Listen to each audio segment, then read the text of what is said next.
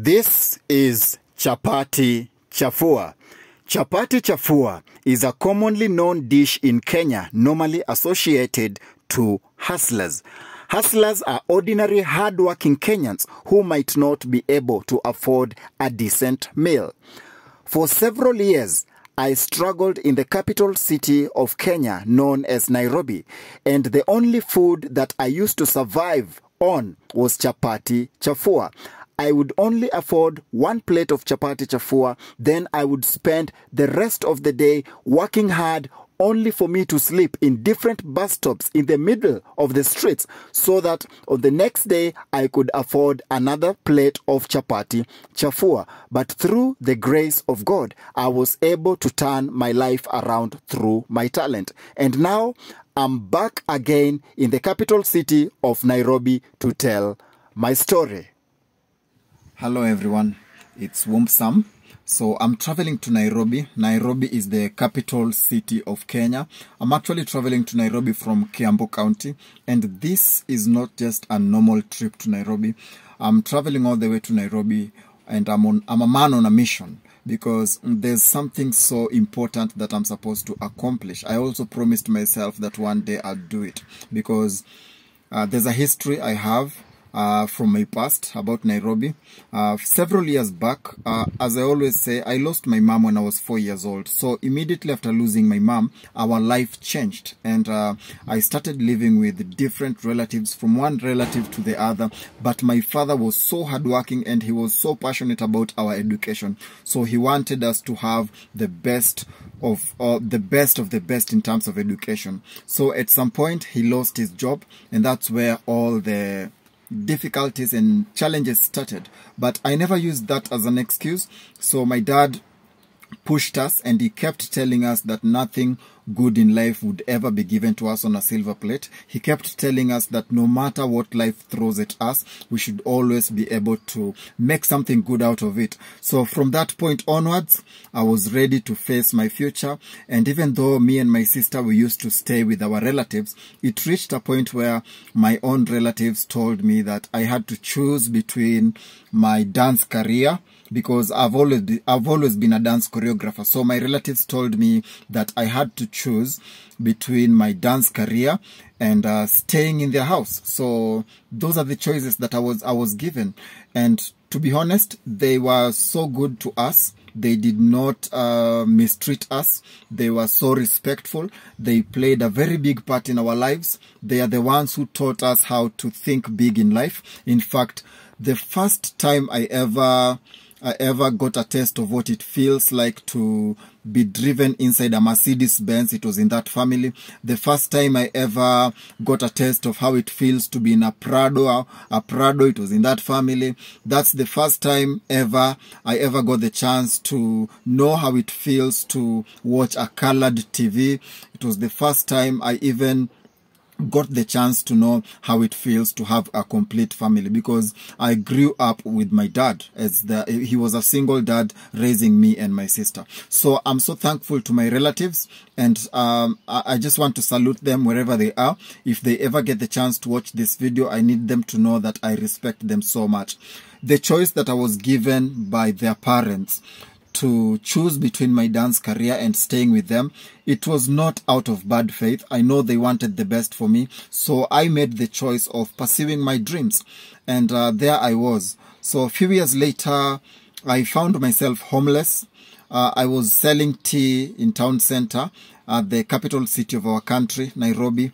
And it wasn't that easy for me, because sometimes before I started selling tea at the town center, my relative, their parents gave me a place in town center where I used to work for them.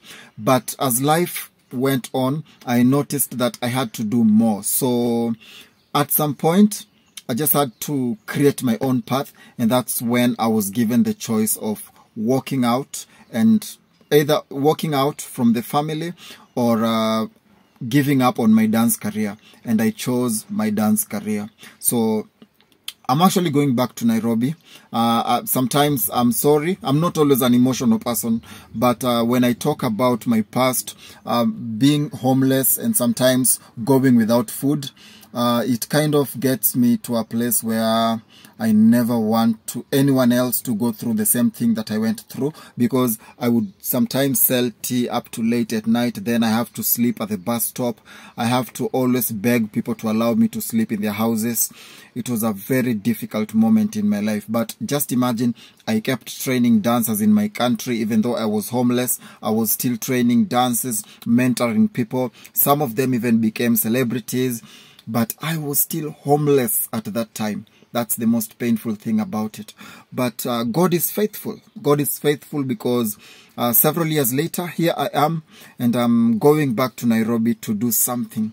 It's a specific place where I'm going, because when I was still in Nairobi, there's a place where I used to eat something known as chapati chafua or chapati supu.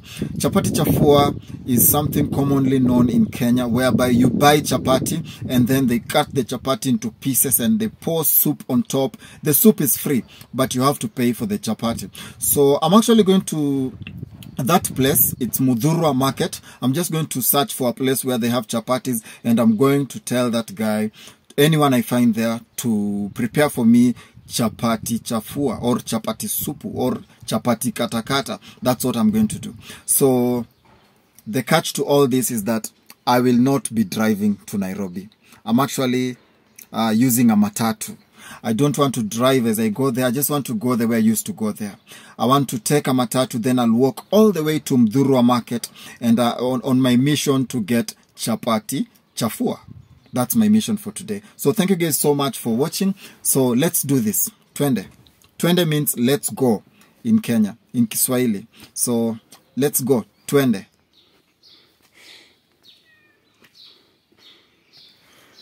I love taking risks, but this one is not just a risk. This is one of the most emotional and the most difficult things I've ever had to do, because walking back to my past, to the place where I used to struggle, to the place where I nearly gave up in life, means a lot to me, because this is something I've never done before.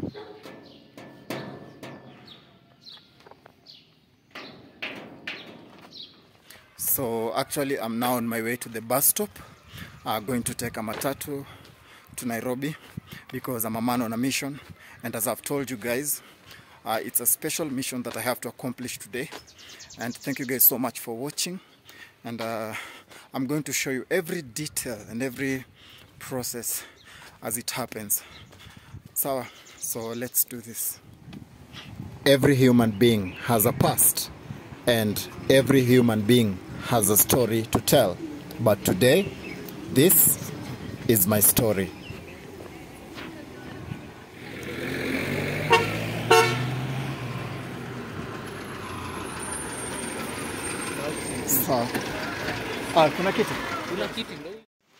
So when you heard me asking the conductor if kuna kiti, by that one here in Kenya, I was actually asking him if there was an empty seat inside the bus, and he guaranteed me that there was a seat. But the moment I got inside the bus, I had to stand for nearly 30 minutes before I got a seat. And this is common. We are used to this in Kenya. So as long as you're using a matatu, you have to be ready for anything, and you can't get mad at the conductor. You just have to understand their situation. Sometimes they work for long hours and they need the customers. So you just have to bear with them. As the matatu started moving towards Nairobi County, I kept asking myself this question. I kept asking myself, like, what do these conductors have to go through? I kept thinking about it, like, these are human beings just like you and me. They also have a family that they have to feed. So sometimes even when they trick you and you enter inside the bus and they tell you there's a seat, and then you find that there's no seat, please don't fight with them. You have to understand their situation, because they're also human beings. After about 20 to 30 minutes, finally, I had my own seat. I got a space inside the matatu, and now I was good to go. On my way to Nairobi, I kept thinking about what can be done in the transport system, what the government can do to make sure that our transport system gets better. Kenyans are very hardworking. Kenyans are one of the most hardworking humans on planet Earth. The reason I'm saying this is not only because I'm a Kenyan, but I've always believed that if you can survive in Kenya, you can survive on any other part of the world, because there's that thing that we always call here in Kenya, we call it the Kenyan spirit. The Kenyan spirit is a process where you're able to turn your problems into inspiration. You're able to turn your humiliations to motivations.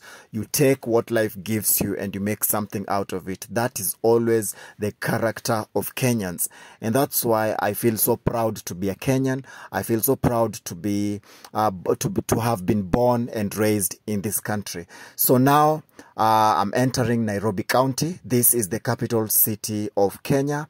I'm a man on a mission.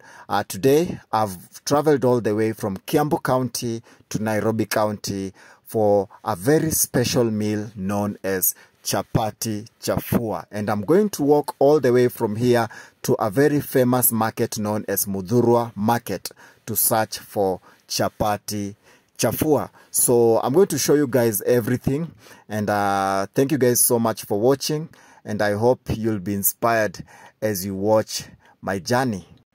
Something else that I must warn anyone who is recording a video in Nairobi City is that you must always be careful of people who snatch phones.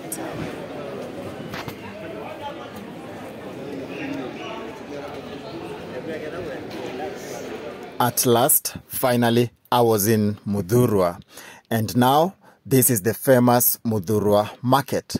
I was now moving inside Muthurwa, just walking around searching for CHAPATI CHAFUA.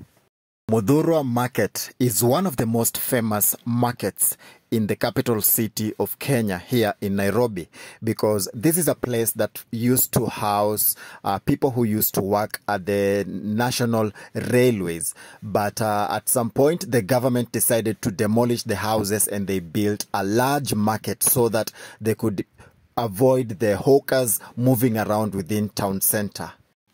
Finally, I saw a place where they were selling fresh chapatis, and I asked them if they had CHAPATI CHAFUA, and they told me to sit down so that they could serve me. But the weird thing is that at first they thought that I did not have enough money for food, to buy food, because people who order CHAPATI CHAFUA are always regarded as people who don't have enough cash for a decent meal. I think the biggest lesson I've learned today is that in this life, if you are working in a hotel or if you own a food joint, never underestimate any customer who asks you for any type of a meal. Never judge a book by its cover, because the moment I told them that I wanted CHAPATI CHAFUA, they thought that I did not even have the money to pay. The moment I said and I kept insisting that I wanted CHAPATI CHAFUA, one of them noticed that I was not just any ordinary customer, because I told them that I was willing to pay any amount as long as they gave me CHAPATI CHAFUA. I did not want anything else in the menu. All I wanted was CHAPATI CHAFUA. Few minutes later, CHAPATI CHAFUA was on the table. My meal was ready, and this is the famous CHAPATI CHAFUA. For several years, this is the meal that I used to survive on. And even before I started eating the meal, I took few minutes just to pray and thank God for the ability to be able to afford this meal now without a problem, because few years back I could not. Sometimes in life, I find it weird when people forget where they came from.